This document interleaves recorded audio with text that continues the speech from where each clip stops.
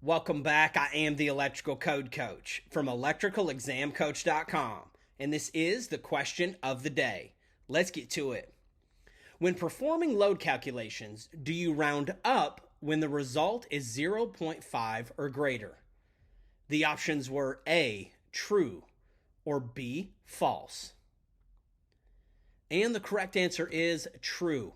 And for this one, we're going to head to 220.5b until we get to the 2026 NEC, because then they move all the calculations to 120, and you'll head to 120.5b.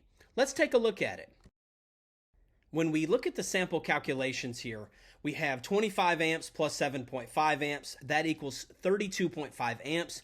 Well, in this case, we would actually round up to 33 amps.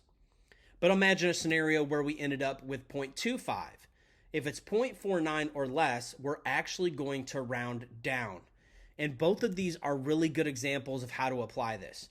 You only round up or down at the end of the calculation, not at the individual transactions. For example, let's take the top one. You might think that the 7.5 needs to be rounded up to 8. Now, in this case, you would end up with the same result because there's only two numbers.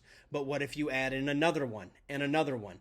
If you individually rounded up or down at each microtransaction, you would actually end up with a pretty obscure calculation. But instead, you add them all together, and then at the end of that, you're going to round up or down one time. Another important thing to clarify is that we're not allowed to apply this in other parts of the NEC, only here in Article 220 or 120 calculations.